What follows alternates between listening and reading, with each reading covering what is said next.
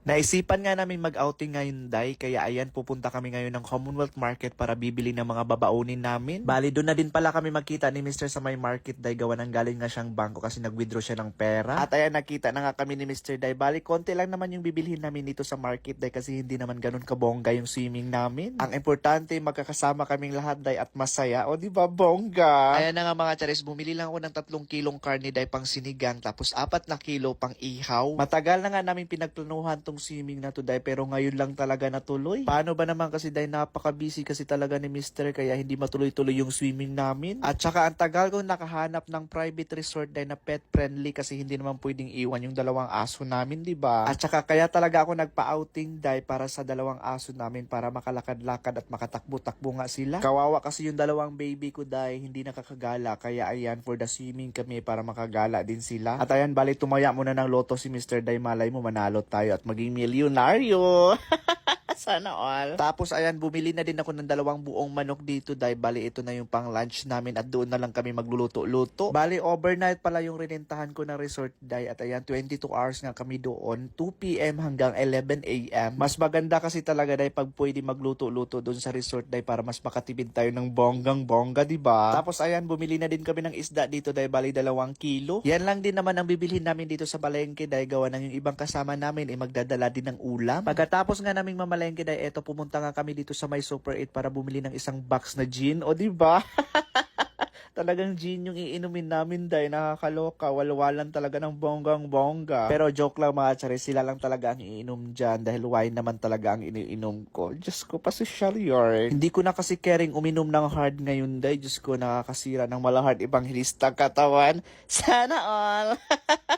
At ayan na nga mga charis, pauwi na nga kami ng bahay at pagkadating nga namin sa bahay, ready na nga ang lahat, Day. Bali, nag-rent din pala kami ng sasakyan. Kasi alam nyo naman, kasama yung 2 dog namin. Bali, private resort pala yung nirentahan ko, Day. Tapos good for 20 packs na, pero 15 lang kaming lahat. Tapos kami naman ni Mr. Day, magmo-motor lang kami papunta doon sa may private resort. Bali, nauna pala kaming dumating dito sa may resort, Day. At ayan, kakarating nga lang nila. Tamang-tama talaga tong nirentahan ko na resort, Day, dahil napakalaki at makakatakbo-takbo talaga yung mga dog namin, Day. At hindi nga talaga ako nagkakamali, Day, dahil nag-enjoy talaga yung 2 aso ko dito. Meron din kasing aso dito, Day, at kalaro din nila. Kung napapansin nyo mga charis, madali ang baba talaga ng mga gamit dyan dahil anong oras na yan, Day, magti 3 p.m. na. Wala pa kaming kain lahat, Day, at gutom na talaga kami dyan, pero magluluto pa kami. O diba, nakakaloka, Day. Pero mabilis lang yan mga charis kasi marami naman kami magtutulong-tulong sa luto at adobong manok lang naman yung lulutuin namin for lunch. Ang saya lang talaga sa pakiramdam, Day, na kompleto kaming lahat. At the same time, nasasad din ako, Day, kasi hindi nakasama si Happy Tot. Gawa ng sabi nila, pinipigilan daw ng girlfriend. My God, ayan na kasi. Girlfriend kasi napakabata pa.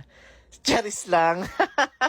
At ayan, nagluluto na nga kami dyan mga chares. Madali ang luto lang to dahil gutom na talaga ang mga bulatis sa mga tiyan namin, Day. Nakakaloka. Mas matindi talaga yung gutom ko dyan, Day. Gawa ng wala pa akong breakfast at wala pa akong lunch. At anong oras na yan? Mag-alas 4 ng hapon, Day. Alam nyo ba mga chares na dito sinarentahan namin, napakaganda at overlooking nga. Talaga namang marirelax yung mattress mo dito, Day. Kaya abangan nyo, Day, yung buong vlog ko sa resort na to para makita nyo kung gaano kaganda dito. Pero ngayon pala mga chares, ipapakita ko na sa inyo kung saan ako nag-book. Ayan, dyan nga ako nag-book, Day. Bale, naka-promo pala sila ngayon mga charis at ang binayaran ko nga dito is 12,500 good for 22 hours na yon, 2 p.m. hanggang 11 a.m. O diba, bongga, Day? Anyways, abangan nyo na lang yung buong vlog ko dito sa resort na to, Day. Buti na lang talaga mga charis, sa resort na to, kompleto yung mga gamit sa pagluluto kaya hindi na problema yung malahart ibanghilista kong katawan. At ayan, bali, nilipat ko na lang yung adobo dito sa may kawali, Day, dahil nahihirapan nga ako magmekos-mekos dun sa kaldero. Nakakaloka. Bali, may mga iba pa pala kaming kasama, Day, at mamaya pa nga darating gawa ng may mga trabaho nga din sila. Kinakabahan pa ako dyan mga chares, gawa ng puro nga lalaki yung mga kasama namin at ako nga lang yung babae dito. Sana all! Baka kasi magkulang tong adobong manok ko, Day. Diyos ko, ang lalaki pa naman ng mga kain itong mga kasama ko. Nakakaloka. Charis lang. Pero thanks God, sobra-sobra pala yung niluto ko dahil kasi konti lang sila kumain ngayon. At sa wakas, after 48 years dahil naluto na din tong adobong manok natin. My God! Makakakain na din kaming lahat dahil Diyos ko, gutom na talaga kami. Kung mapapansin yung mga charis, ako na lang mag-isa sa kusina dahil gawa ng busy na sila kakaswimming, nakakaloka. Alam nyo bang hindi pa kumpleto yung mga dala kong Ricardos dahil buti na lang talaga, malapit lang yung mga tindahan dito. Maya-maya nga dahil habang naghahain ako ng mga kain namin for lunch, eto dumating nga yung may-ari ng resort. At ayan, may binigay nga sila sa akin na giveaway dahil na napakaganda. Thank you so much. Nice to meet you mga boss. Sana next time may discount na. Charis lang.